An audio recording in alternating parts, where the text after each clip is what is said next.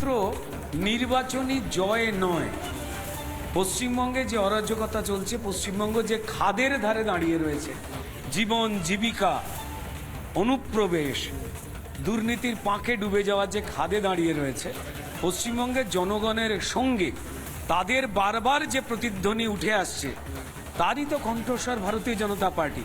তাই পশ্চিমবঙ্গকে রক্ষা করাটাই আমাদের কাজ গণতান্ত্রিক পথে। যদি রুদ্রনীল ঘোষের সঙ্গে অমিত শাহজির 1:1 কথা হয়, তাহলে আপনি কি বলবেন? অমিতজি, এই জিনিসটা আপনার ধ্যান দেওয়া উচিত, এই জিনিসটা একটু ঠিক করা উচিত, সেই জিনিসগুলো কি কি কি মনে হয়?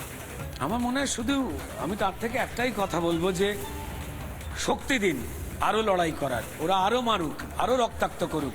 2021-এ ভবানীপুর থেকে দলামায় যখন দাঁড় করিয়েছিল, মমতা বন্দ্যোপাধ্যায়ের দল ওখান থেকে হেরে যাবে বলেই ভারতীয় জনতা পার্টির প্রার্থী রুদ্রনীল ঘোষকে তারা 3 বার আঘাত করেছিল, শুধুমাত্র আপনাদের ক্যামেরা নয়, বাকি প্রত্যেকটি মিডিয়ার ক্যামেরার সামনে, ভবানীপুরের মানুষের সামনে স্পষ্ট। হেরে যাবার ভয় না থাকলে তারা লুঠে নামতো না। তারা শুধু আমায় নয়, যত ওখানের কার্যকর্তা রয়েছে তাদের থ্রেট হুমকি মারের পথে যেত না। পাথর ছুঁড়ে মেরে দেওয়ার চেষ্টা করেছিল, আমার বাঁ হাত ডিসলোকেট হয়ে গিয়েছিল। এবং তারপর এসআইআর এর যে এনুমারেশন ফর্ম না জমা পড়ার তালিকা, সেই তালিকা থেকে প্রায় 44,000 নাম বাদ হয়েছে। ফলাফলে ভবানীপুর থেকে আমি হেরে গিয়েছিলাম 28,000 ভোটে। যে 44,000 ভোট বাতিল হলো ভুয়ো, তারাই কিন্তু আমায় ভোট দিয়ে হারিয়েছিল। পরিসংখ্যান বলে দেয় যে ভবানীপুরে ভারতীয় জনতা পার্টি আসলে 16,000 ভোটে জিতে গেছিল যদি এই ভুয়ো ভোটের পতন হয়ে যায়। বড় কথা বলছেন আপনি, বড় কথা বলছেন। আমি সত্যি কথা বলছি, আমি পরিসংখ্যান তুলে কথা বলছি। শুধুমাত্র ভবানীপুর নয়, বিভিন্ন বিধানসভায় 2 থেকে 5-7 হাজার ভোটে ভারতীয় জনতা পার্টিকে এই ভুয়ো ভোটের দ্বারা হারিয়েছে। আর ভুয়ো ভোট সরে যাবে জেনেই মমতা বন্দ্যোপাধ্যায় ভবানীপুরে দাঁড়াতে সাহস করেননি।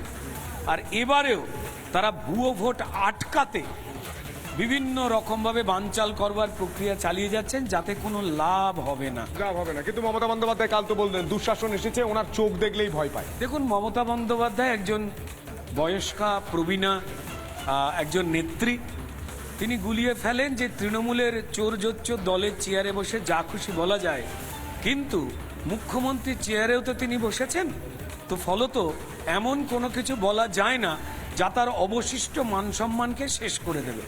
তিনি চাইছেন তার যতটুকু মান সম্মান সামান্যটুকুও পড়ে আছে, যা ওনার প্রতিবেশীদের কথায় একদমই নাকি নেই, আমি সে আলোচনায় যাব না।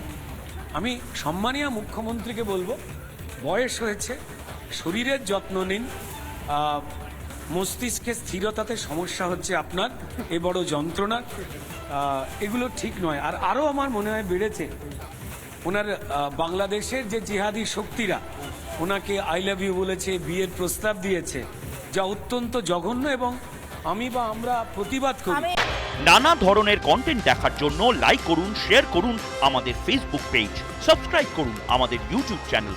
পাশাপাশি অন্যান্য ব্রেকিং নিউজের জন্য অবশ্যই চোখ রাখুন রিপাবলিক বাংলায়।